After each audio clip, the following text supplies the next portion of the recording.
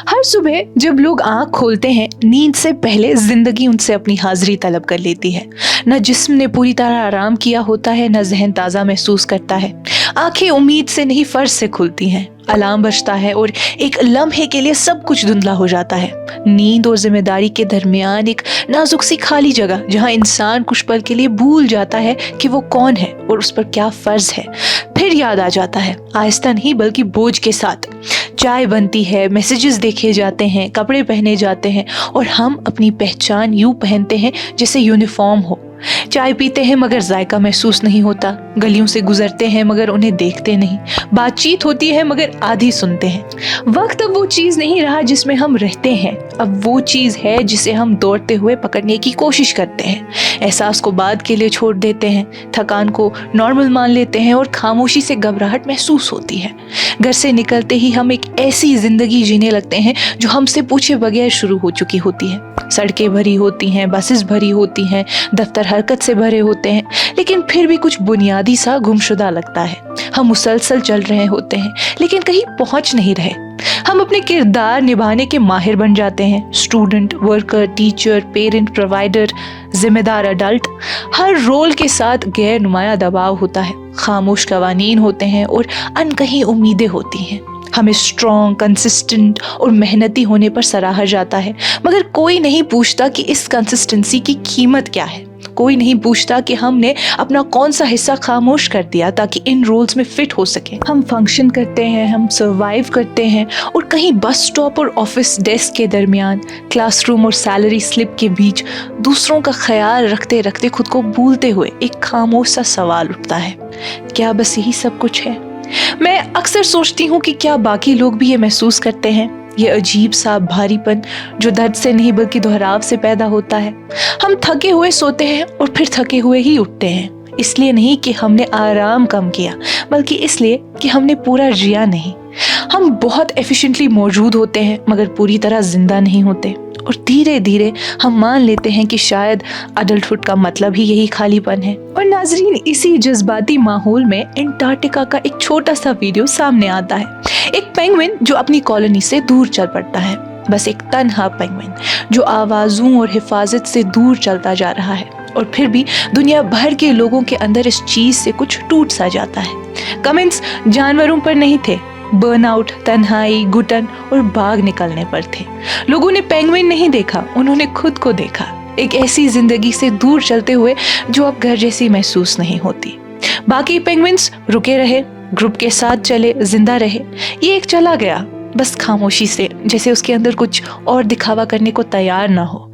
Survival जिस्म को जिंदा रखता है मगर जीना एक और सवाल पूछता है, मैं इस जिस्म के अंदर किस किस्म की जिंदगी गुजार रहा हूँ। ग्रुप हिफाजत देता है, चलना सच्चाई देता है। एक सिर्फ वजूद बचाता है, दूसरा मकसद ढूंढता है। एक गर्म रहता है, दूसरा आराम के मुकाबले में सच का इंतखाब करता है।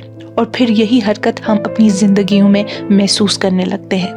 बर्फ में चलकर नहीं बल्कि महफिलों से खामोशी से हटकर, बातचीत से दूर होकर, उन जगहों से निकलकर जहां हम अपना असल चेहरा दिखा ही नहीं सकते। हम उन कमरों को छोड़ देते हैं जहां हर बात रिहर्सल लगती है, हर राय उधार की लगती है और कुछ भी दिल से नहीं आता। ये शायर तो आपने सुना होगा, हम क्यों चले उस राह पर जिस राह पर सभी चले, क्यों न चुने वो रास्ता जिस पर नहीं कोई गया। इसमें बगावत की आवाज नहीं, थकान की आवाज है, उस शख्स की आवाज जो बहुत अरसे से उधार के रास्तों पर चलता आ रहा हो। हम अपनी जिंदगी के उन फैसलों को याद करते हैं जो असल में फैसले ही नहीं थे बल्कि विरसे में मिले, मशवरे में दिए गए, एक्सपेक्टेड और नॉर्मलाइज्ड। ये मिसरे याद दिलाते हैं कि एक ही राह पर चलना आसान है क्योंकि उसमें हिम्मत नहीं, सिर्फ इताअत चाहिए। नया रास्ता जिम्मेदारी मांगता है, अपनी जिंदगी की जिम्मेदारी। फिर गालिब आते हैं, शायर की तरह नहीं बल्कि एक थके हुए इंसान की तरह।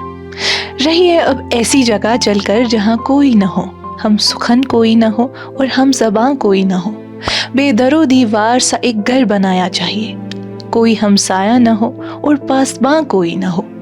पड़िए घर बीमार तो कोई न हो तीमारदार, अगर मर जाइए तो नोहा ख्वान कोई न हो। ये तमाम अशार मिलकर हमारी दौर की एक तशखीस बन जाते हैं, तन्हाई की नहीं बल्कि हद से ज़्यादा तहरीक की, तन्हा होने की नहीं बल्कि झूठी रवाबित की।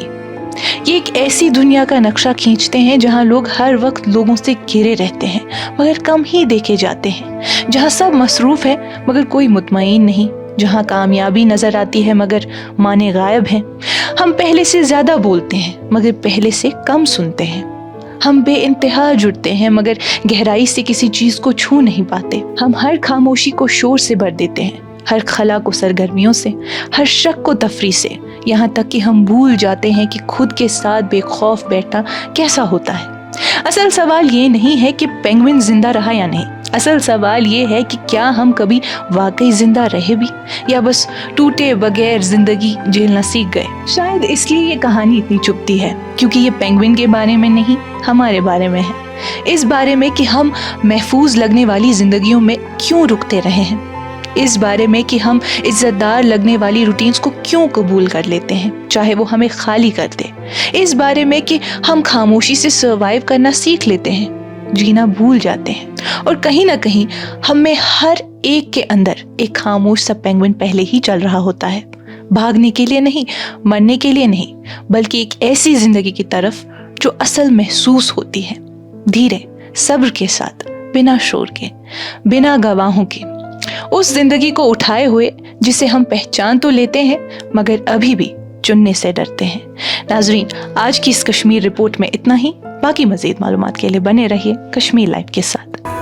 خیبر سیمنٹ، دل سے بناؤ۔